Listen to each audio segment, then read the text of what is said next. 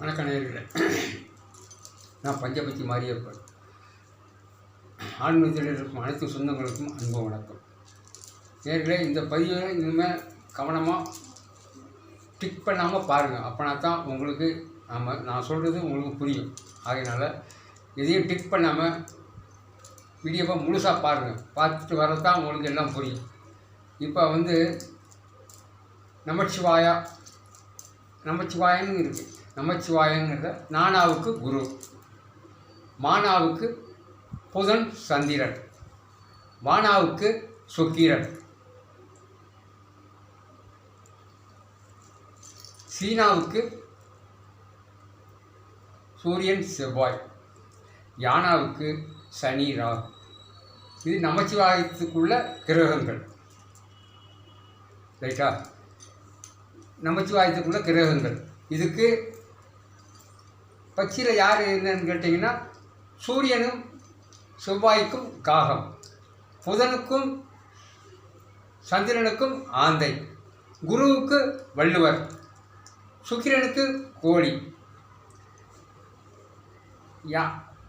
ஆகாயத்துக்கு சனியும். இதுதான் இது பட்சி. இது நமச்சிவாயம். இது உங்களுக்கு உள்ளது. அதே மாதிரி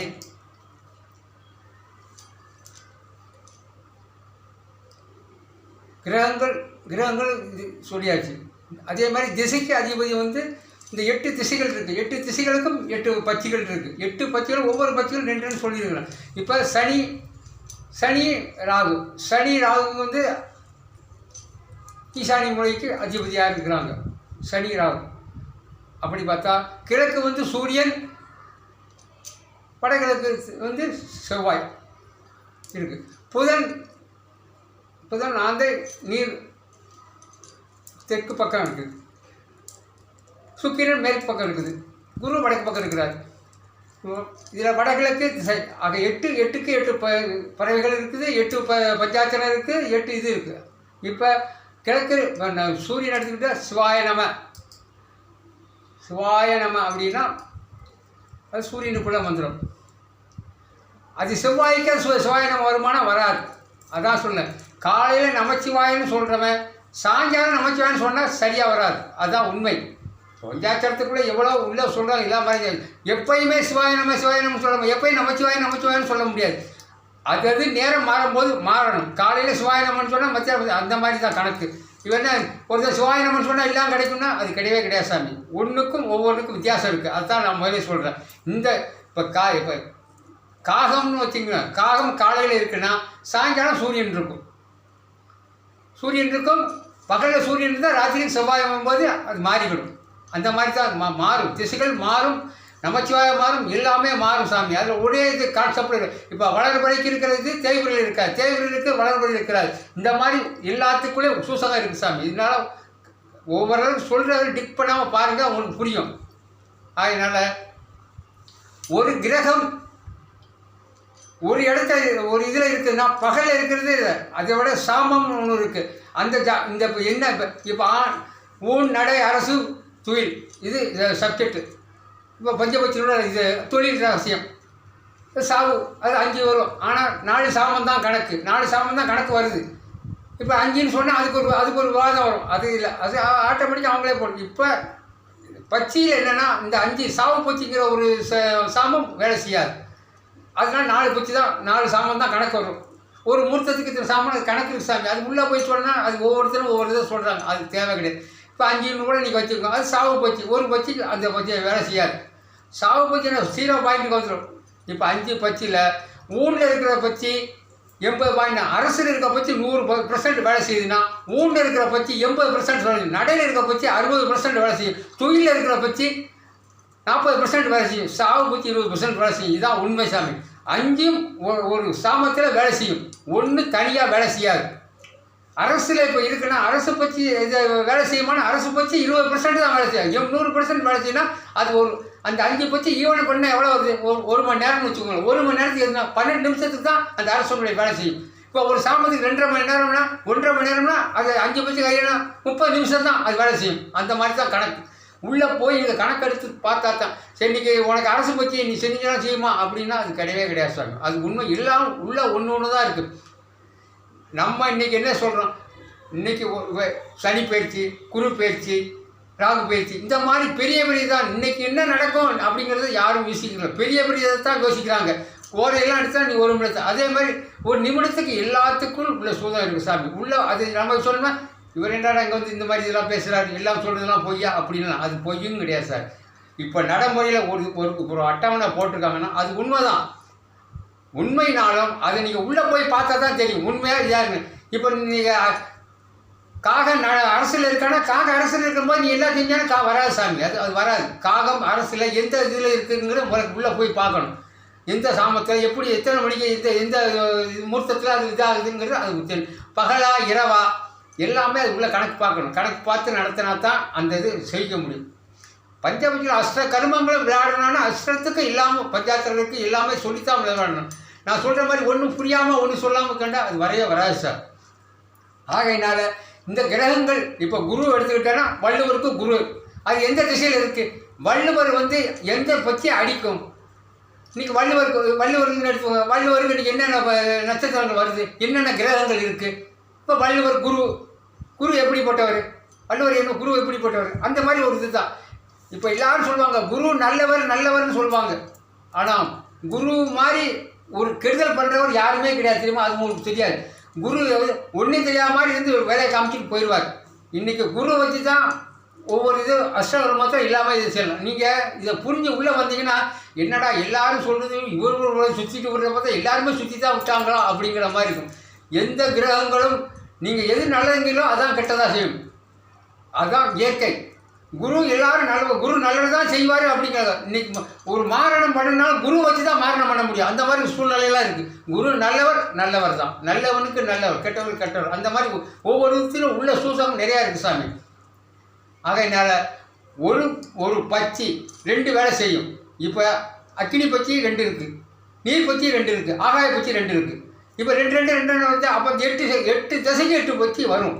8 பச்சி வரும். 8 முகூர்த்தத்தை செய்யும். இப்போ பையனமசி, சிவாய நம, மசி வயன, பையனமசி, இதெல்லாம் ஒவ்வொரு பஞ்சாட்சரம்.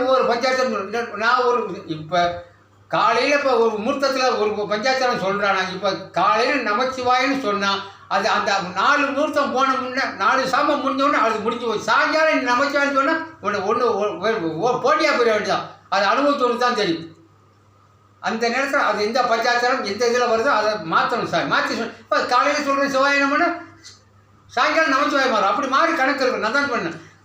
பகலில் சூரியனாக இருந்தால் ராத்திரி செவ்வாயாக மாறும். பகலில் செவ்வாயாக இருந்தால் மறக்க. அது எப்படின்னா வளர்படே தேய்பிறேன்.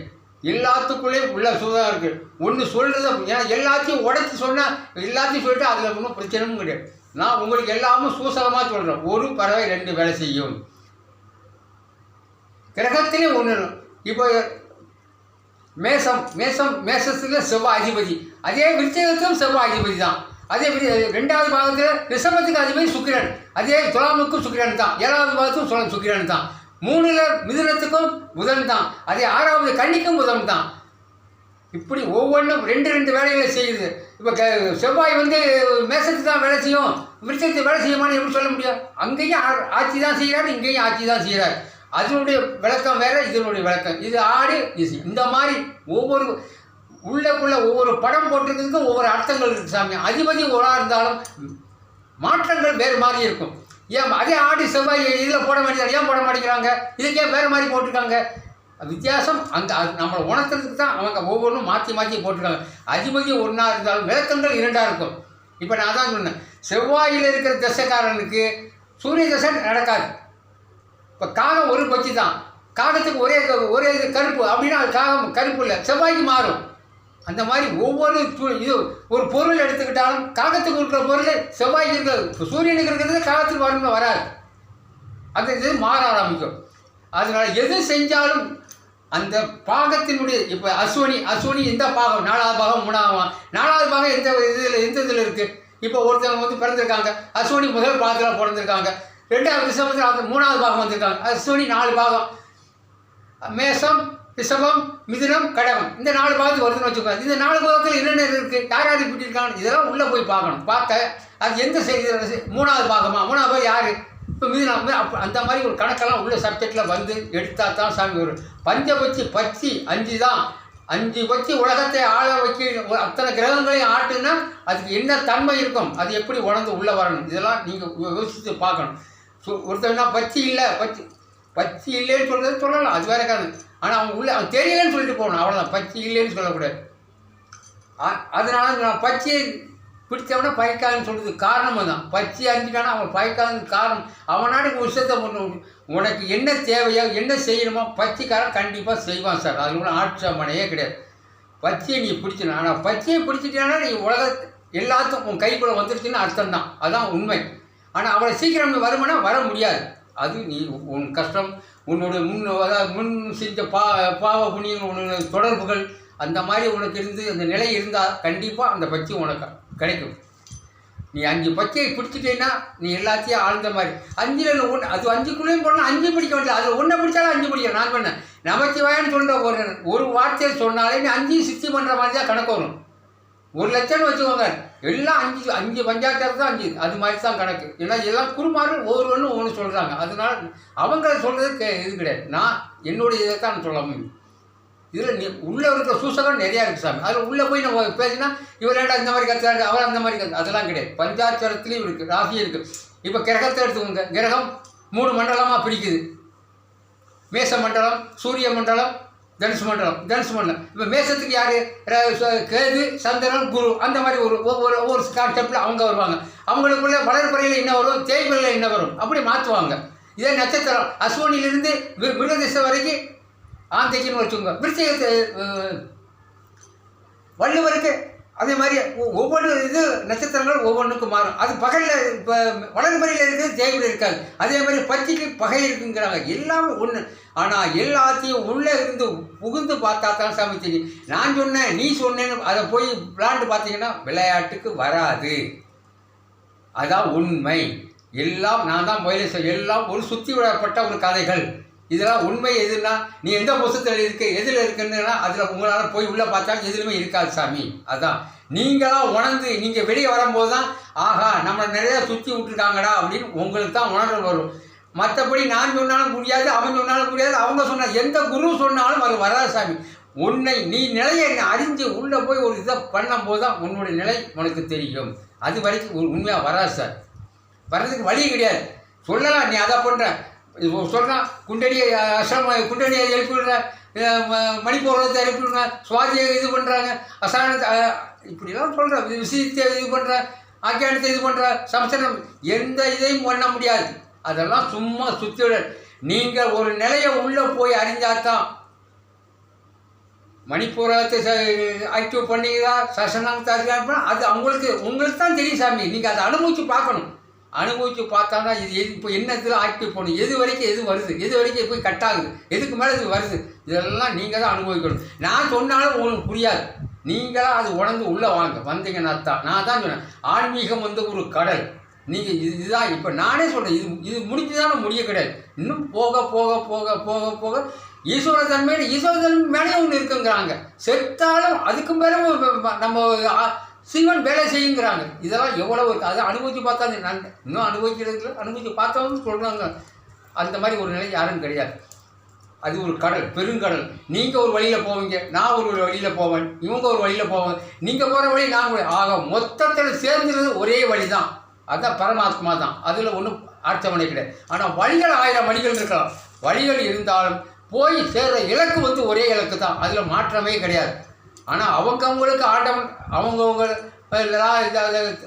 செஞ்ச புண்ணியங்கள் பாவங்கள் எல்லாம் கருமாக்கள் எல்லாம் போட்டு குழப்பி எல்லாத்தையும் நிவர்த்தனை பண்ணி அவனுக்கு ஒரு செல்வத்தை கொடுக்கும்போது அவன் எந்த வழியில் ஒரு வழியில் இது பண்ணுறான். அதான் சொல்ல நாயனார் அவர் கறியை படைச்சி திருப்தி அடைஞ்சார். ஒவ்வொருத்தன் ஒன்று சைவமாக சாப்பிட்டு இது பண்ணுறான். அப்படி ஒன்றுக்குள் ஒன்று இருக்குது சாமி. எதுவுமே ஒன்று தனிப்பட்ட இயங்காது சாமி. இப்போ குரு இருக்காங்க, குரு கூட ஒரு கிரகம் சேர்ந்தால் தான் குருவுடைய ஆட்சி வரும். நீங்கள் எல்லாத்தையும் போய் யார்ட்டையும் கேட்டு கூட பாருங்கள். தனியாக இருந்த ஒரு இது இயக்கவே முடியாது சாமி. அது கூட ஒரு இருந்தால் அதனுடைய சப்போர்ட் வேறு மாதிரி தான் இருக்கும். சக்தியும் சிவனும் சேர்ந்தால் தான் சாமி. சிவனை முடித்தாலும் முடியாது, சக்தியை முடித்தாலும் முடியாது. இவன் 2 பேரும் சேர்ந்தால் தான் சாமி உங்களுக்கு இயக்கமே வேறு மாதிரி ஆகும். அதுதான் உண்மை. சொல்கிறாங்க இப்படி அப்படி அப்படின்னு. அது வந்து அவங்க உணர்வுக்குள் வந்தால்தான் அது தெரியும். சக்தியிலே சிவன் அவன் அந்த காலத்தில் எல்லாமே செஞ்சு மொத்தத்தில் அவங்க அரைச்சி வச்ச மாவு நம்ம ஊற்றுறோம். இட்டி ஊத்தப்பம், ஆனியன் ஊத்தப்பம் எல்லாம் ஊற்றுறது மாவு அரைச்சி வச்சு அவன் அரைச்சி வச்சுட்டு போயிட்டாங்க. அதை டிஷனாக மாற்றுறோம் நம்ம, அவ்வளோதான். யாரும் மாவு அரைக்கவே கிடையாது சார். மாவை அரைச்சி வச்சுட்டா போங்க. மாவு அரைச்ச மாவு தான், பழைய மாவு தான். அதை குளிக்க வச்சுக்கிட்டு ஊத்தப்போங்கிறது, பணியாரங்கிறது, என்னென்னமோ ஆனியன் தோசை, ஆனியன் ஊத்தப்பம் என்னென்னமோ போடுறாங்க. ஆனால் மாவு ஒன்று தான், அது அரைக்கப்பட்ட மாவு தான். இதில் நல்லா புரிஞ்சுக்கோங்க, இதுக்குள்ளே 1000 அர்த்தங்கள் உள்ளே இருக்குது. யாரும் புதுசாக ஒன்றும் மாவெல்லாம் அரைக்கவே கிடையாது, அரைச்ச மாவு தான். அது நீங்கள் உணர்ந்து வரும்போது உங்களுக்கு தெரியும், கண்டிப்பாக தெரியும். நீங்கள் உணர்ந்து உள்ளே வாங்க. என்னடா உள்ளே என்ன ஒன்றும் மந்திரங்கந்திரம் கிடையாது. இந்த பூத உடல் கூட உள்ள ஒரு ஆத்மா உடல் இருக்குது, அதுக்குள்ளே வாங்க. சூச உடம்புக்கு உள்ளே போனீங்கன்னா அது நீங்கள் உள்ள திசையை மாற்றும் போதே அது உங்களுக்கு தெரியும். ஆஹா உள்ளே இருக்குது, இன்னும் என்னமோ நடக்குது அப்படிங்கிறது உங்களுக்கு தெரியும். அதுதான் உண்மை. அதனால் கிரகங்கள் வங்கி எல்லாம் ஒன்று ஆரம்பித்தா ஒன்று போய் எங்கேயோ போய் நிற்கிறது. திருப்பி நம்ம என்னடா ஆரம்பித்து இங்கே போய் நிற்கிறது, எனக்கே ஒன்று குழப்பம். இதை ஒரு முடிவாக எப்படி சொல்லலாம், என்ன பண்ணலாம்? இப்போ எல்லாம் அதுக்குள்ளே தான் வருது சாமி. ஒன்று தனித்தனியாக இப்போ சோசியம்னு வச்சுக்க, அந்த 12 கட்டம், அந்த ராசி பலன் அப்படி போயிடலாம். ஆனால் பஞ்சபட்சி அப்படி கிடையாது சார். எல்லாத்தையும் நீ உள்ளே வரணும். மாந்திரிகத்தில் உள்ள வரும், மருத்துவத்தில் உள்ள வரும், எல்லாமே உங்களுக்குள்ளே வந்துக்கிட்டே இருக்கும். நீங்கள் வெளியே போனாலும் விடாது, உள்ளே எடுத்துகிட்டு வந்து உள்ளே விட்டுரும். இதாண்டா இது செஞ்சால் தான் அதுக்கு போகும். ஒரு நிலையை நீங்கள் தாண்டி தான் உள்ளே வரணும். சோதியம் அப்படி இல்லை. இந்த 12 கட்டம், ராசி, நட்சத்திரம், கிரகம் அப்படி போயிடும். இதை முதல்ல பஞ்சாங்கத்திலேருந்து, சரக்கலையிலேருந்து, ஓரையிலேருந்து நம்ம எல்லாத்தையும் நீங்கள் உள்ளே வரணும். வந்து ஒன்று ஒன்றா கற்று வந்து கடைசியில் நீ சஸ்திரநாமம் மேலே அந்த 6 இதை தாண்டி 7வதுக்கு வரும்போது உனக்கு எல்லாம் பரம திருப்திக்கு வந்துடுவா சார். அதுதான் உண்மை. அப்படி தான் வர முடியும். நீங்கள் நமச்சிவாயம் வேணால் சிவன் வந்துடுவார்னா அதெல்லாம் கிடையாது. நமச்சிவாயம் தான் சிவன் வருவார், வரமாட்டார்னு சொல்ல மாட்டான், வருவார். அது எப்படி வரணுமோ அப்படி தான் வருவார். நீ நமச்சிவாயம் சொன்னோம்னா வரமாட்டார், தெரியுங்க. காலையில் ஒரு மந்திரம் சொல்லணும், சாயங்காலம் ஒரு மந்திரம் சொல்லணும், சாயங்காலம் ஒரு மந்திரம். இப்போ காலையில் எழுந்திரிச்சோன்னா ஒரு காலை தூக்கி போட்டால் இந்த பக்கம் மாறும். சரி, அந்த 4 மணிக்கு அந்த பிரம்மமுகூர்த்தத்தில் எந்த சாமான் உனக்கு ஓடுது, அதில் எந்த திசையில் ஓடுது, எந்த சுவாசம் ஓடுது, அதை கண்டுபிடிச்சி அது அந்த நீரை மாற்றினா அது நல்லதா கெட்டதா, இதெல்லாம் உங்களுக்கு தெரிஞ்சால் தான் அந்த திசையை மாற்ற முடியும். நான் தான் சொல்லலை, ஒரு திசையிலேருந்து இப்போ வடக்கிருந்து தெற்க வந்தேன்னா எந்த பச்சி அங்கே இருக்குதோ அந்த ஆட்சியின் பச்சி அந்த சுவாசம் மாறனாலும் அந்த 1.5 மணி நேரம் கரெக்டாக ஓடணும். அதான் திறமை. 10 நிமிஷம் ஓடி மாற்றுச்சுன்னா அப்புறம் அது மாற்றுறதுக்கு இதில் ஒரு சாமம்னா அந்த ஒரு சாமத்துக்கு அந்த பச்சியினுடைய சுவாசம் ஓடணும். இப்போ வலது காலையில் தென்கரையில் ஓடுறது, வலது காலையில் மாறணும்னா மாறணும். ஒரு முடிஞ்சோன்னா 10 நிமிஷம் இந்த மாறினா அது பிரச்சனை கிடையாது. அப்படியே ஓடினாலும் அந்த மாற்றம் ஓடினாலும் அந்த பச்சியினுடைய சுவாசம் தான் ஓடும். நிறையா உள்ளே இருக்குது சாமி. இப்போ காகத்தை நீங்கள் மாற்றினீன்னு வச்சுங்க, வலது பக்கம்லேருந்து இடது பக்கம் இப்போ வலது பக்கம் காகம் ஓடுது. நீங்கள் காலையிலேருந்து காலை தூக்கி போட்டீங்கன்னு வச்சுங்க, வலது பக்கத்துக்கு இடது பக்கம் சுவாசம் மாறும். ஆனால் காகத்தினுடைய சுவாசம் தான் மாறும். வலது பக்கம் வாங்கினோடனே அங்கே ஆந்த சுவாசம் வராது, அங்கே வர்றதுக்கு சான்ஸே கிடையாது. இங்கே இருந்த என்ன சுவாசமோ அது அப்படி ரிவெர்ட் பண்ணணும். ஏன்னா நீ காலை தூக்கி மாற்றி போடுறீங்க, இல்லை கம்முட்டுக்குள்ளே சுண்டை வைக்கிறீங்க, இல்லை கண்ணை முறுத்துறீங்க, இல்லை பெருவரில் ஊன்றீங்க, ஏதாவது ஊன்றினாலும் சுவாசம் மாறாது. காகம் சுவாசம் தான் வலது பக்கமும் ஓடும். இடது பக்கம் என்ன ஓடிச்சோ நீங்கள் மாற்றும் போது வலது பக்கம் அது ஓடும். அப்படி ஓடினா நீங்கள் எப்படி சாதிக்க? சரி, வலது பக்கம் ஓடி அந்த மூர்த்த நடக்குமா? நடக்காது. காகத்துக்கு என்ன ஆக்சிஜன் இருக்கோ அது நடக்கும். என்ன சார் சுவாசம் மாறலையே அப்படின்னு நீங்கள் மண்டையை பிடிச்சிக்கிற வேண்டியதான். ரைட்டா? இதுக்குள்ளே இவ்வளோ இருக்குது சார்.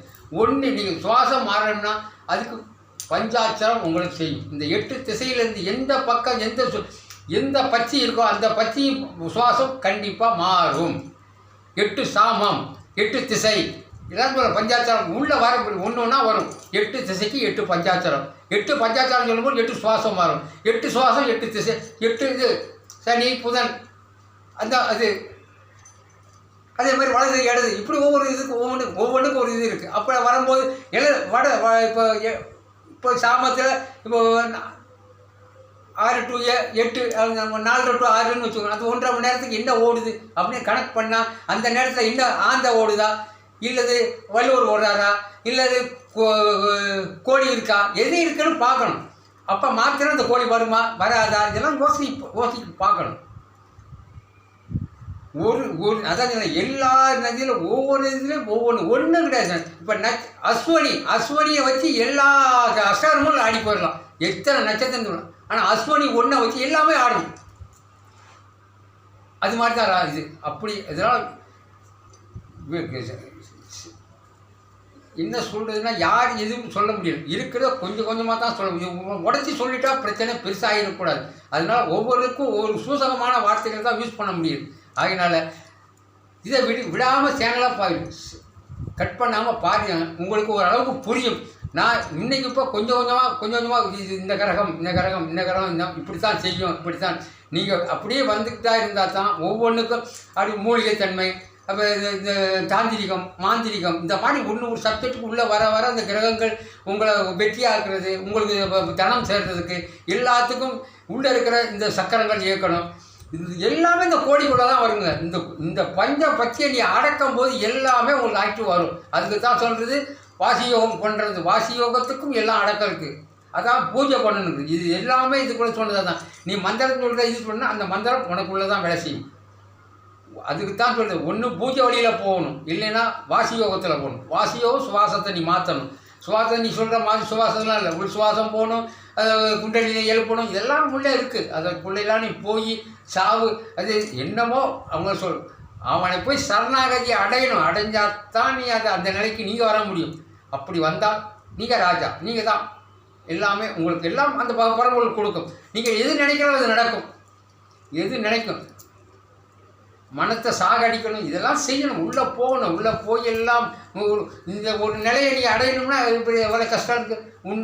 உறக்கத்தான் இருக்கணும், உணவாக இருக்கணும், சாப்பிடாம 30 நாள் சாப்பிடாமல் அப்படி போய் சேர்ந்துட்டேன்னு நினச்சிட்டாங்க. எல்லோரும் சொல்லிட்டாங்க, சுற்றி ஆளாக இருக்குது, எல்லாம் சமாதி ஆகிட்டாங்க. 12 மணி நேரம் கழித்து பழையபடி உயிர் வருது. இப்படியெல்லாம் இந்த நிலவுக்கெல்லாம் இருக்குது. எல்லாம் அவனுடைய ஆட்கொண்டு தான் நம்ம இது பண்ணுறாங்க. இதுக்கெல்லாம் நீ என்னென்னாலும் பண்ணு, என்னை தூக்கிட்டு போ, விட்டு போ, நீ தான் உனக்கு பிடிச்சிட்டா உன் காலை பிடிச்சிட்டு என்னை தூக்கிட்டு போ அப்படின்னு இருந்தால் தான் இந்த சக்தியை நம்ம அடைய முடியும். சாமி இவ்வளவும் இதுக்குள்ளே இருக்குது. அதனால் யாரும் பெருசாக போகுது இதுன்னா பெருசாக போகணும். இது சொல்லித்தான் ஆக வேண்டியது. சொல்லினா தான் இது புரியும், இல்லை புரியாது. ஒரு சப்ஜெக்ட் மட்டும்னா அது மட்டும் இப்போ கிரகம் மட்டும் போய்கிட்டே இருந்தால் நம்ம அதுக்கு விளக்கம் சொல்லிக்கிட்டே போகிறோம். கிரகத்துக்குள்ளே சரக்கலை வருது, யோகம் வருது, எல்லாமே ஒரு கோரை வருது, பஞ்சாங்கம் வருது, எல்லாமே வரும். எல்லாத்தையும் பிடிச்சி வச்சா தான் அது இருக்குது. ஒரு பச்சி, இந்த ஒரு பச்சி இத்தனையும் ஆட்கொள்ள வேண்டியது இருக்குது. அந்த பச்சியை அதில் வளர்கிற தேய்புற இரவு பகல் இப்போ என்ன சப்ஜெக்ட் எல்லாமே 4 நாள் வருது, எல்லாமே 6 வருது, எல்லாம் 2 ஆக ஒன்று மட்டும் இதுமா இருக்க மாட்டேங்குது. அதனால் வீடியோவை சப்ஸ்கிரைப் பண்ணாமல் நல்லா பாருங்கள். இந்த சேனல் பிடிச்சிருந்தா இதை சப்ஸ்கிரைப் பண்ணுங்கள், லைக் பண்ணுங்கள், 4 பேருக்கு ஷேர் பண்ணி விடுங்க. உங்கள் ஆதரவு இருந்தால் இன்னும் நிறைய ரகசியங்கள் நான் என்னுடைய இருக்கிறத உங்களுக்கு பகிரலாம்னு நினைக்கிறேன். மீண்டும் உங்களுக்கு காணொளிக்கு சந்திக்கிறேன். நமச்சிவாய.